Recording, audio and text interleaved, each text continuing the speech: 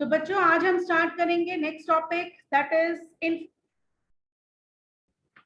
Infertility के बारे में। हमने थोड़ा सा डिस्कस पहले कर लिया था लास्ट लेक्चर में कि इनफर्टिलिटी जो है वो दो टाइप्स की होती है, primary and secondary infertility.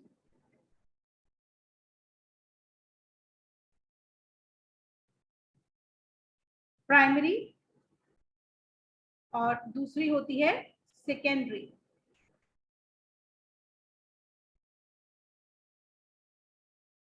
Primary जो इनफर्टिलिटी है उसका मतलब क्या है कि कपल को कभी भी कंसीव नहीं हुआ है, कभी भी प्रेगनेंसी नहीं हुई है, तो उसको हम लेते हैं प्राइमरी इनफर्टिलिटी में।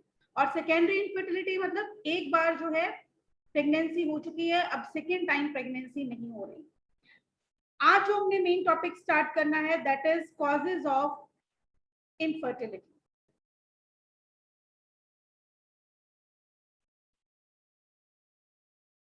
इनफर्टिलिटी के कॉजेज मेल्स में अलग हैं और फीमेल्स में अलग हैं।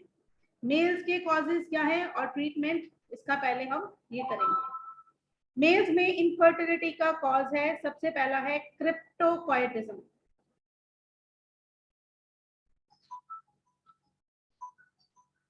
क्रिप्टोकॉयटिज्म का मीनिंग क्या है? क्रिप्टोकॉयटिज्म का मतलब है कि एक ऐसी condition in which testis are unable to descend. हमने टेस्टिस के डिसेंड के बारे में पढ़ा था कि टेस्टिस जो है वो स्क्रोटल सैक से लेकर एब्डोमेन के अंदर अपना टेम्परेचर मेंटेन करने के लिए डिसेंड होती हैं। ठीक है, तो अगर किसी भी कारण से ये टेस्टिस डिसेंड नहीं हुई तो क्या होगा? टेस्टिस का टेम्परेचर मेंटेन नहीं होगा। कितना मेंटेन होना चाहिए? नॉर्मल बॉडी टेम्परेचर से 2 से 2.5 डिग्री सेंटीग्रेड कम। लेकिन अगर ये टेम्परेचर मेंटेन नहीं हुआ तो क्या होगा? स्पर्म्स जो है वो नहीं बनेंगे। हमने क्या पढ़ा था कि स्पर्मेटोजेनेसिस इसी टेम्परेचर पे यानी कि 2 से 2.5 डिग्री कम टेम्परेचर पर ही होती है। तो अगर स्पर्मेटोजेनेसिस नहीं होगी तो फिर फर्टिलाइजेशन कैसे होगी? स्पर्मेटोजेनेसिस यानी कि स्पर्म्स का बनना, अगर स्पर्म्स नहीं बनेंगे तो फर्टिलाइजेशन भी नहीं होगी। दूसरा कारण जो है मेल्स में इनफर्टिलिटी का दैट इज अल्कोहलिज्म। अगर कोई पर्सन जो है वो बहुत ही लंबे समय से अल्कोहल को कंज्यूम कर रहा है तो इस वजह से भी स्पर्मेटोजेनेसिस यानी कि स्पर्म्स का बनना नॉर्मल नहीं होता। नॉर्मल स्पर्म्स नहीं बनते, मोटाइल स्पर्म्स नहीं बनते, हेल्दी स्पर्म्स नहीं बनते और उसके कारण भी इनफर्टिलिटी हो सकती है। तीसरा कारण हो सकता है थायराइड डिसफंक्शन। हमने +1 में थायराइड ग्लैंड के फंक्शंस के बारे में पढ़ा था कि नॉर्मल जो है थायराइड जो है बॉडी के लगभग हर एक एक्टिविटी को कंट्रोल करता है। तो थायराइड डिसफंक्शन यानी कि या तो थायराइड का फंक्शन जो है वो ज्यादा हो जाएगा जिसे हम बोलते हैं हाइपरथायराइडिज्म, या थायराइड का फंक्शन जो है वो कम हो जाएगा जिसे हम क्या बोलेंगे? हाइपोथायरॉयडिज्म।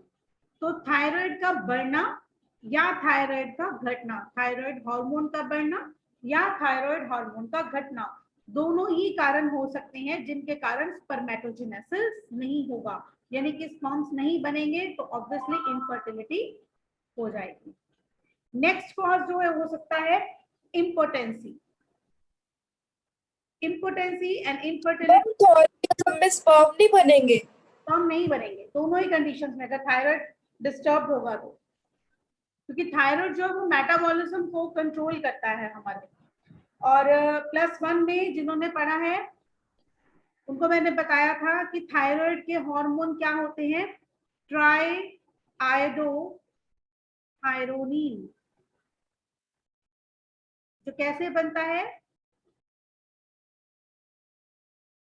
थायरोनिन नाम का एक अमाइनो एसिड जो है वो 3 आयोडीन से जुड़कर बनाता है T3 hormone, that is triiodothyronine.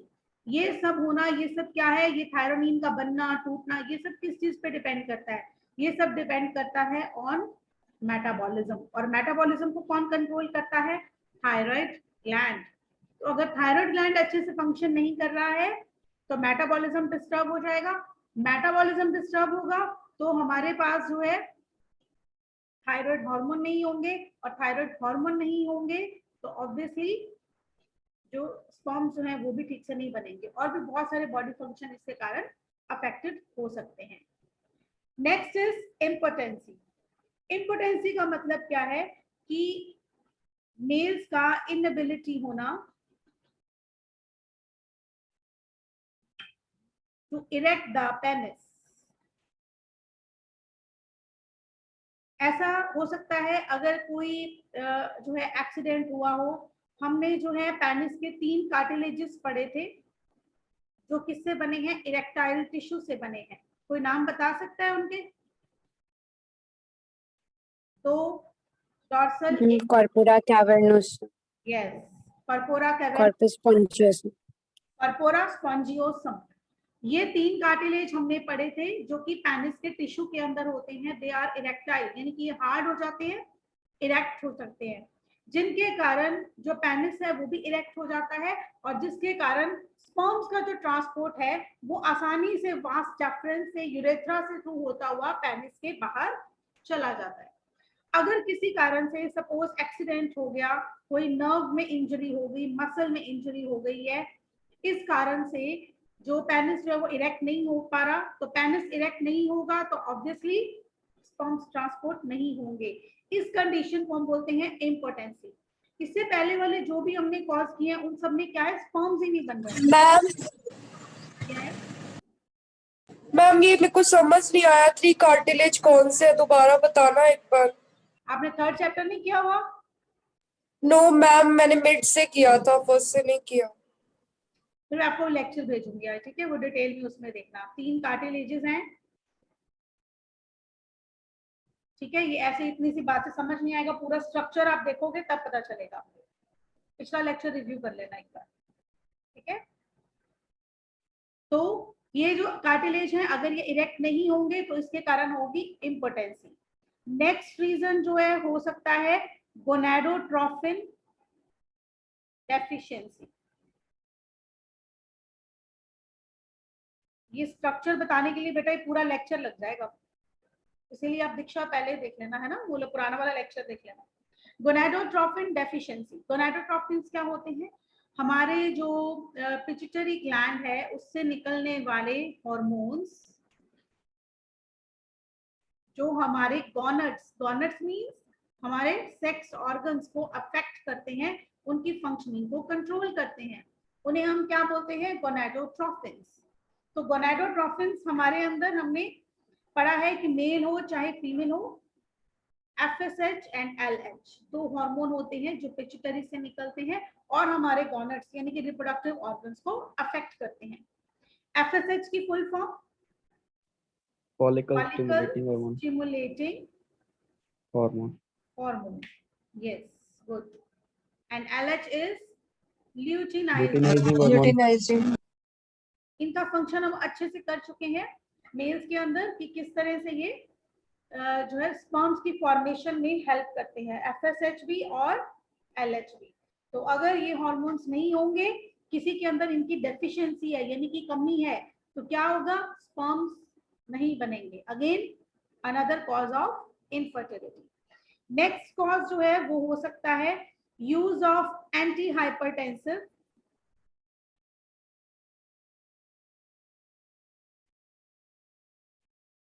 And antipsychotic drugs. Hypertensive word बना है हाइपरटेंशन से। हाइपरटेंशन का मतलब क्या होता है?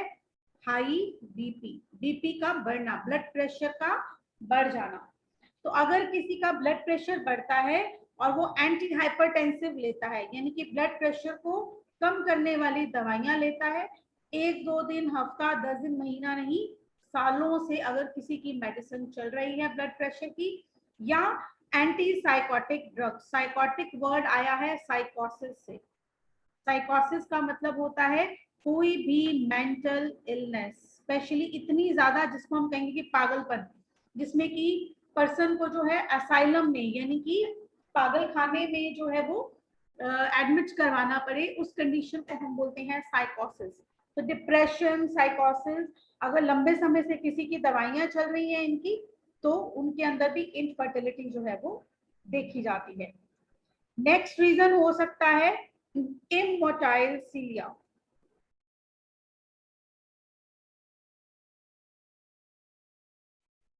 अगर जो है मेल रिप्रोडक्टिव के सीलिया, फीमेल रिप्रोडक्टिव के सीलिया इमोटाइल है, मींस वो मूव नहीं कर रहे हैं, तो स्पर्म्स का ट्रांसपोर्ट जो कि फीमेल रिप्रोडक्टिव ट्रैक्ट में होना था वो नहीं होगा। अब स्पर्म्स भी ठीक बन रहे हैं लेकिन वो फीमेल रिप्रोडक्टिव ट्रैक्ट में आगे मूव नहीं कर पा रहे, क्योंकि हमने पढ़ा था फर्टिलाइजेशन इवेंट्स में कि स्पर्म्स के ऊपर कई सारी सिक्रीशंस की एक कोटिंग होती है जिसके कारण उनकी मूवमेंट स्लो होती है। तो फीमेल रिप्रोडक्टिव ट्रैक्ट में आते ही उनकी क्या होती है, कैपेसिटेशन। 4 से 6 घंटे वो कैपेसिटेशन उनकी होती है। कैपेसिटेशन का मतलब उनके ऊपर से कोटिंग्स हटाई जाती हैं ताकि ये आसानी से मूव कर सके। प्लस रिप्रोडक्टिव ट्रैक्ट के जो सीलिया हैं वो भी हेल्प करते हैं। तो अगर किसी वजह से सीलिया, चाहे वो मेल रिप्रोडक्टिव ट्रैक्ट में मूव करवा रहे हैं चाहे फीमेल रिप्रोडक्टिव ट्रैक्ट के हैं, जो फीमेल रिप्रोडक्टिव ट्रैक्ट में स्पर्म को मूव करवा रहे हैं, अगर वो काम नहीं कर रहे, मूव नहीं कर रहे, तो स्पर्म जो है वो टाइम से सेकेंडरी oocyte तक नहीं पहुंचेंगे और फर्टिलाइजेशन नहीं हो पाएगी। तो ये भी एक रीजन हो सकता है कि सीलिया का मूव नहीं करना। कभी कभी कुछ जेनेटिक कॉजेज भी होते हैं जैसे कि वाई क्रोमोसोम डिलीशन।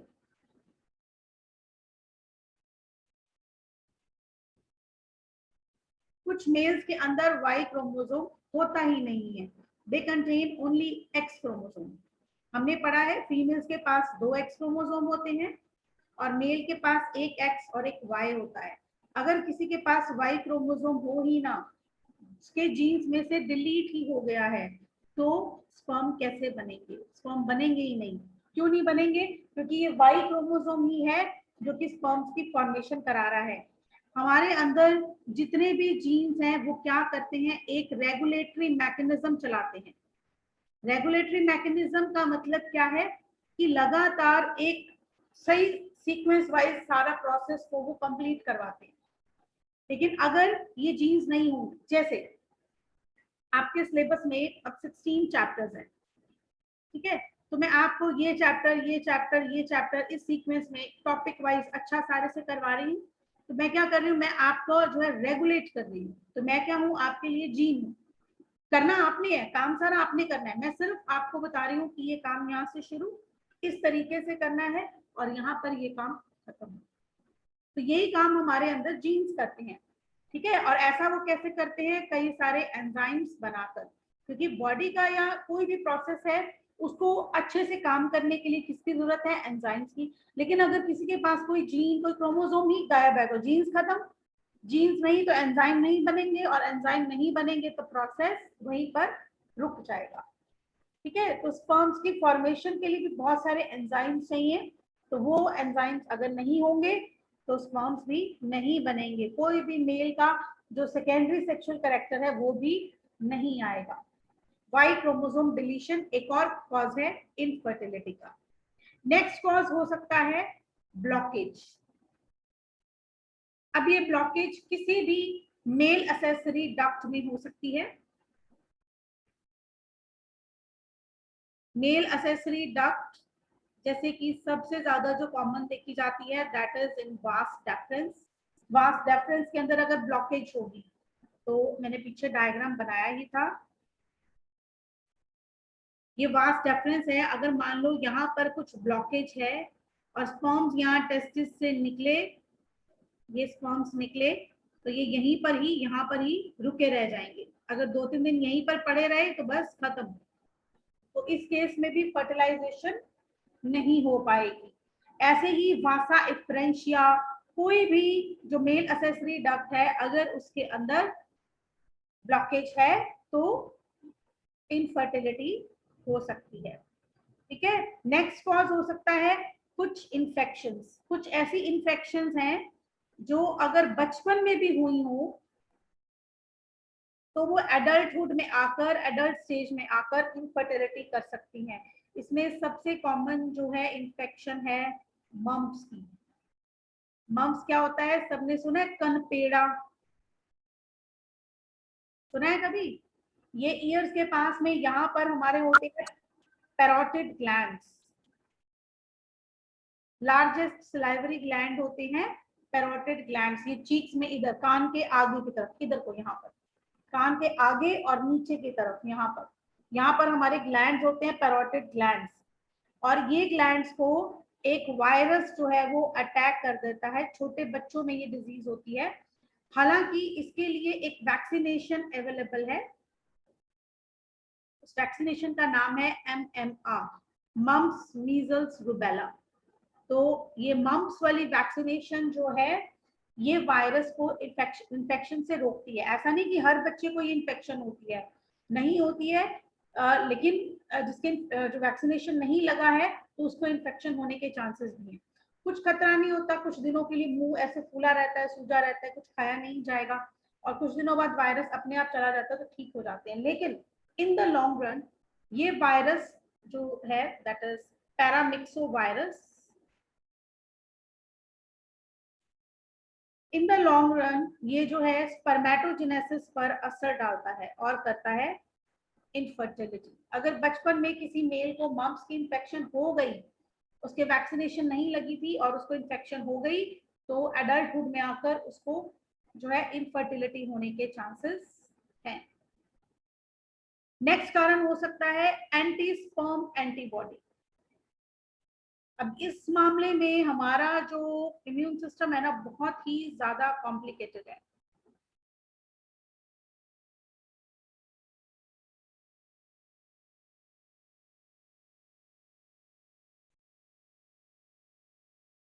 एंटीबॉडी क्या होती है हमारी बॉडी के अंदर? अब तो चलो आपको पता ही होगा, न्यूज में रोज सुनते होंगे। पता है एंटीबॉडी क्या होती है?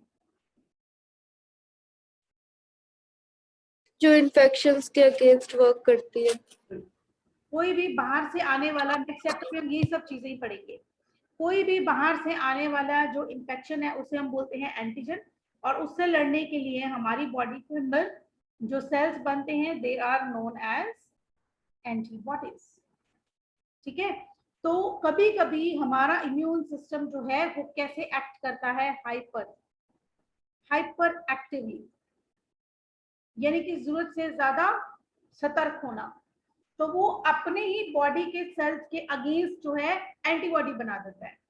हमारे इम्यून सिस्टम का काम क्या है, बाहर से आने वाले एंटीजन, बाहर से आने वाले बीमारी करने वाले ऐसे ऑर्गेनिज्म से, चाहे वो कोई सब्सटेंस है चाहे वो कोई माइक्रो ऑर्गेनिज्म है, उसको लड़ो, उसको मारो और उसको भगा दो ताकि हम बीमार नहीं हो। लेकिन कभी कभी हमारा इम्यून सिस्टम कंफ्यूज हो जाता है, हाइपर एक्टिव हो जाता है और वो गलती से हमारे ही बॉडी के सेल्स के अगेंस्ट एंटीबॉडीज बना देता है।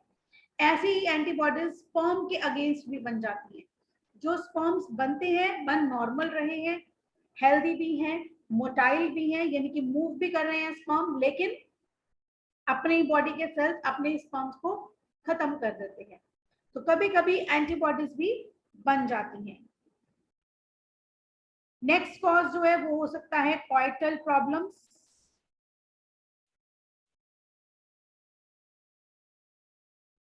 कॉइटल प्रॉब्लम्स मतलब किसी भी कारण से जो मेल है वो अपने पेनिस के थ्रू जो स्पर्म्स हैं या सीमन है उसको हाई इन द वेजाइना में आगे आगे ही रिलीज कर पाता है, अंदर की ओर सर्विक्स की ओर रिलीज नहीं कर पाता। तो स्पर्म्स जो है वो वेजाइना के बाहर ही रह जाते हैं और अंदर नहीं पहुंच पाते हैं। तो इस वजह से भी इनफर्टिलिटी जो है वो हो सकती है। इसके जो है एक और बड़ा जो है कॉमन सा प्रॉब्लम हो सकती है, that is high temperature in scrotum. Scrotum के अंदर का टेम्परेचर हाई, यानी कि टेस्टिस का टेम्परेचर हाई, यानी कि हाई टेम्परेचर पे नो स्पर्मेटोजेनेसिस। स्पर्मेटोजेनेसिस तो हाई टेम्परेचर पर हो ही नहीं सकता, हमारी बॉडी से भी लो टेम्परेचर चाहिए। ऐसा कभी कभी क्यों हो सकता है, स्क्रॉटल टेम्परेचर क्यों बढ़ जाता है?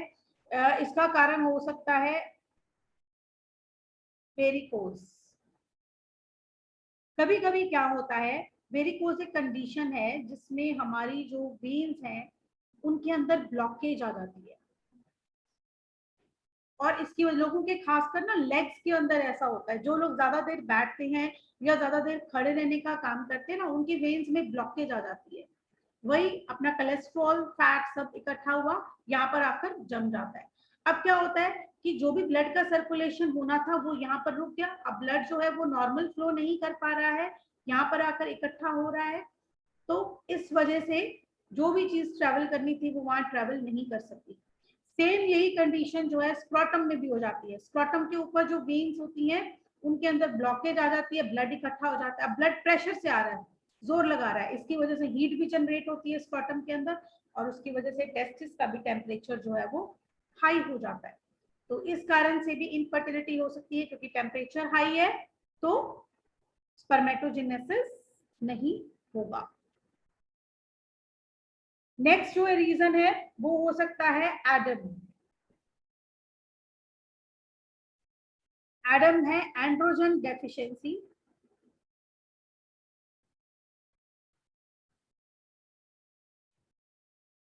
इन एजिंग मेल्स, जिन मेल्स की एज बढ़ रही है, उम्र बढ़ रही है, लगभग 70 प्लस एज में जो है एंड्रोजन, एंड्रोजन मतलब मेल सेक्स हार्मोन, हमने बार बार किया था, मेल सेक्स हार्मोन को एंड्रोजन भी बोलते हैं। कौन सा होता है मेल सेक्स हार्मोन? टेस्टोस्टेरोन।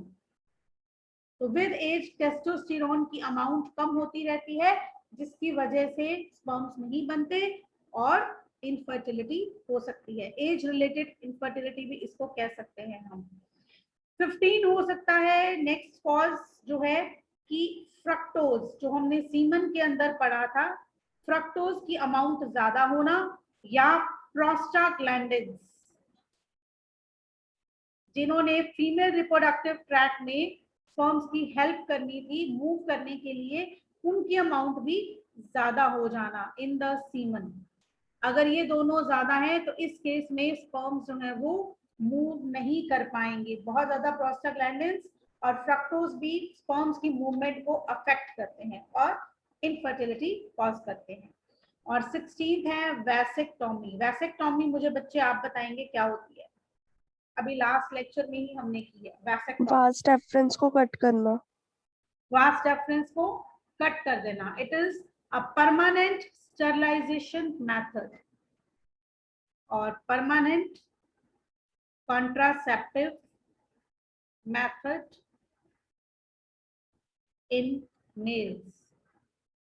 अगर किसी की वास डिफरेंस को ही कट कर दिया गया है, ये यहां से काट दी गई है और इसको इधर नॉट कर दिया, इसको इधर जो है सर्जिकल थ्रेड से बांध दिया, अब बीच में खाली जगह है, फॉर्म यहाँ से बनकर आएंगे लेकिन यहीं पर रुक जाएंगे, आगे यूरेथ्रा तक तो पहुंचेंगे ही नहीं।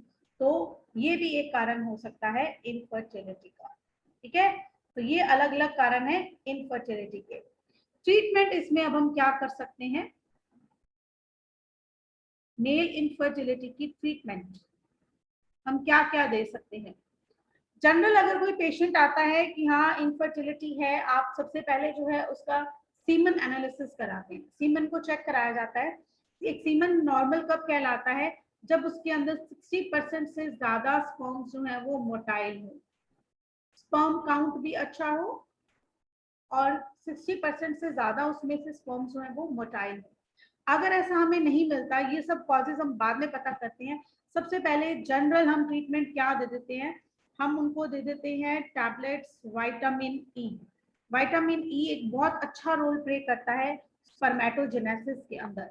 विटामिन सी की टैबलेट्स, फॉलिक एसिड की टैबलेट्स, विटामिन B12 की टैबलेट्स, ये सब चीजें जो है स्पर्म काउंट को बढ़ाती है। ये सब विटामिन जो है वो स्पर्म्स की प्रोडक्शन को बढ़ा देते हैं। इसके अलावा हम दे सकते हैं क्लोमिफेन सिट्रेट। मैम स्पेलिंग समझ नहीं आ रही सेकंड किसकी? वाली। नहीं फिर किसकी स्पेलिंग नहीं समझ में आ रही?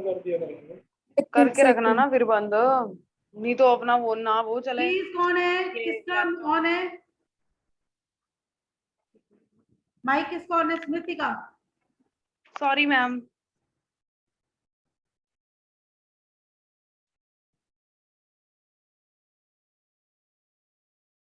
क्लियर है?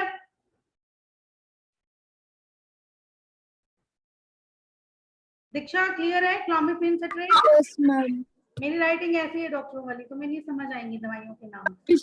पिछली स्लाइड में भी एक दो राइटिंग समझ नहीं आई थी। I try to write my best, लेकिन ये मेरा बेस्ट है। ठीक है, चलिए क्लोमिफेन सिट्रेट जो एक टैबलेट होती है 25 टू 50 mg की टैबलेट जो है वो डेली दी जाती है फॉर 21 डेज, 21 दिन तक लगातार, और 1 महीने तक ऐसे ही दी जाती है, और उसके बाद लगातार इसी प्रोसेस को 3 मंथ्स तक चलाया जाता है। 21 दिन देके 7 दिन कोई मेडिसिन नहीं, फिर से जो है 21 दिन, फिर से 21 दिन, ऐसा 3 महीने तक देने से टेस्टोस्टेरोन जो है वो इम्प्रूव हो जाता है।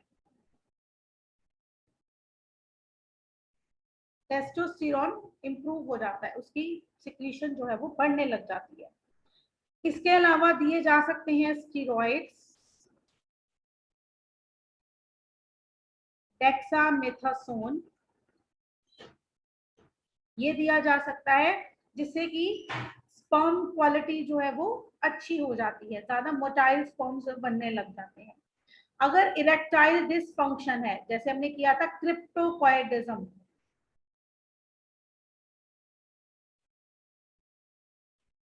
इरेक्शन में प्रॉब्लम है, तो उसके लिए एक ऑपरेशन किया जा सकता है,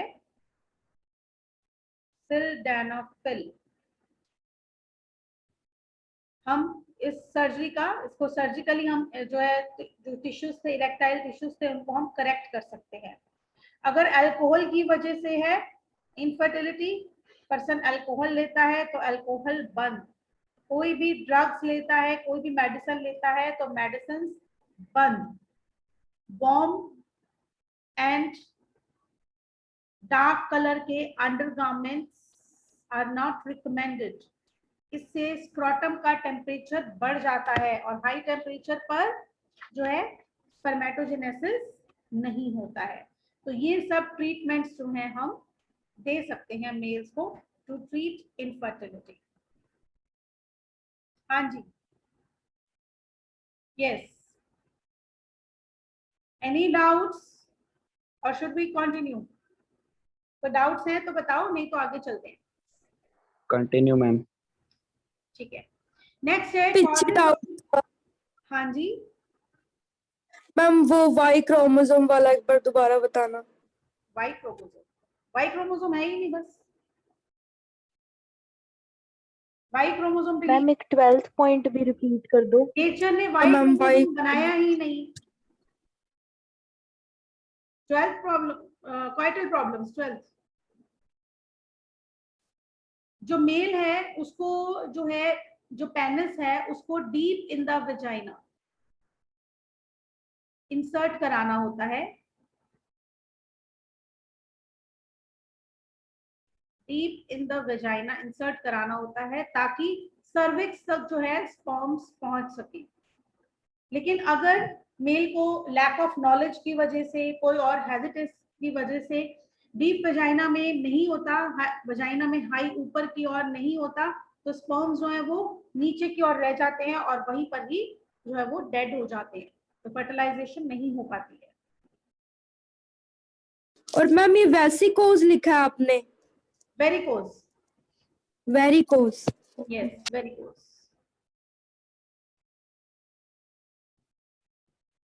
चलिए नेक्स्ट क्लास में ही करेंगे अब हम कॉजेज ऑफ इनफर्टिलिटी।